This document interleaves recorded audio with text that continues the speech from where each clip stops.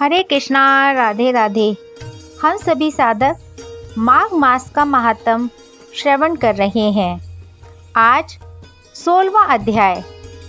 कार्तवीर्य कहने लगा कि हे भगवान, वह राक्षस कौन था और कांचन मालिनी कौन थी? उसने अपना धर्म कैसे दिया और उनका साथ कैसे हुआ? हे ऋषि, अत्रि ऋषि की संतानों के सूर्य, यह कथा सुनाकर मेरा कौतूहल दूर कीजिए। तब दैत्रात्य जी ने कहने लगे कि राजन, इस पुरातन विचित्र इतिहास को सुनो। कांचन मालिनी नाम की यह सुंदर अप्सरा थी, जो माघ मास में प्रयाग में स्नान करके कैलाश पर जा रही थी। तब उसको मार्ग में जाते हुए हिमालय के कुंज से एक घीर राक्षस ने देखा। उस सोने जैसे तेज वाली, सुंदर कटी वाली, बड़े बड़े नेत्रों वाली, चंद्रमुखी सुंदर केस और पीन पयोधर वाली सुंदर अप्सरा को देखकर उस राक्षस ने कहा कि हे सुंदरी कमल नैनिनी, तुम कौन हो और कहाँ से आ रही हो? तुम्हारे वस्त्र और वेणी भीगी हुई क्यों हैं?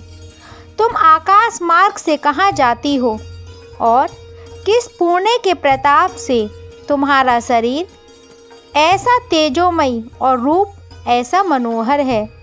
तुम्हारे गीले वस्त्र से मेरे मस्तक पर गिरे हुए एक बूंद जल से मेरे क्रूर मन को एकदम शांति प्राप्त हो गई। इसका क्या कारण है? तुम बड़ी शीलवती प्रतीत होती हो, इसका कारण मुझसे कहिए। अप्सरा ने कहा, हे राक्षस सुनो, मैं काम रूपिणी अप्सरा हूँ। मैं प्रयाग में संगम में स्नान करके आ रही हूँ। इसी से मेरे वस्त्र भीगे हैं। अब कैलाश पर जा रही हूँ, जहाँ पर श्री शिव निवास करते हैं। त्रिवेणी के जल से मेरी सब क्रूरता दूर हो गई है, जिसके पुण्य के प्रभाव से मैं इतनी सुंदर और पार्वती जी की प्रिय सखी हुई।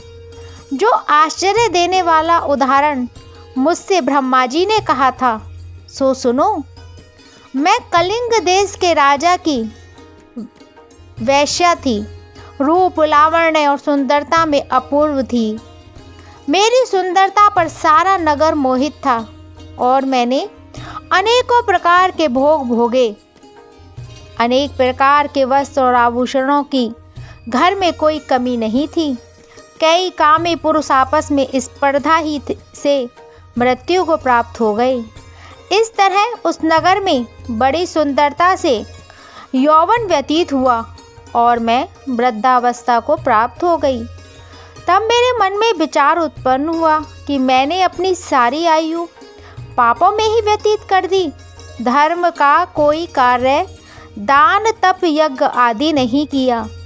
शिव या दुर्गा जी की आराधना नहीं की, ना कभी भगवान विष्णु का ही पूजन किया। इस प्रकार अशांत चित्त से मैंने एक ब्राह्मण की शरण ली, जो वेदों का ज्ञाता और ब्रह्मनिष्ठ था।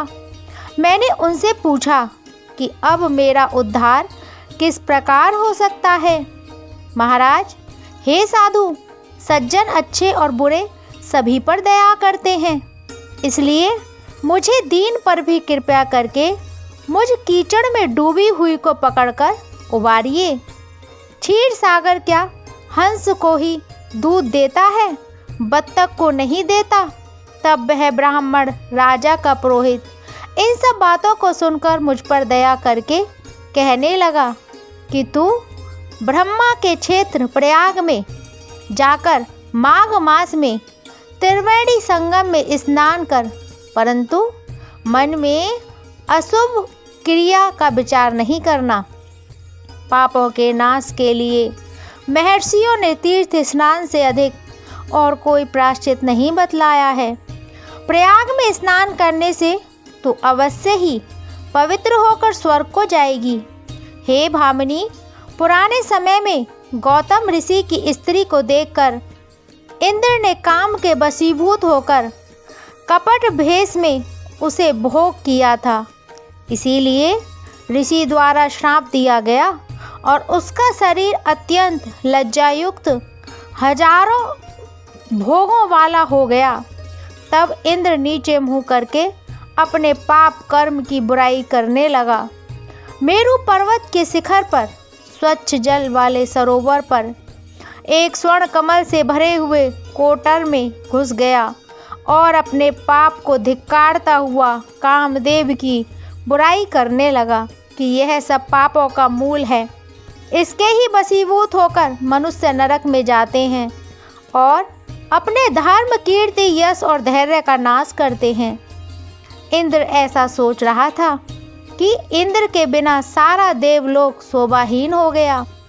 तब देवता, गंधर्व, किन्नर, लोकपाल इंद्राणी के सहित बृहस्पति जी से जाकर पूछने लगे कि महाराज, इंद्र के न रहने से स्वर्ग ऐसा शोभाहीन हो गया है जैसे सत्पुरुष के बिना श्रेष्ठ कुल।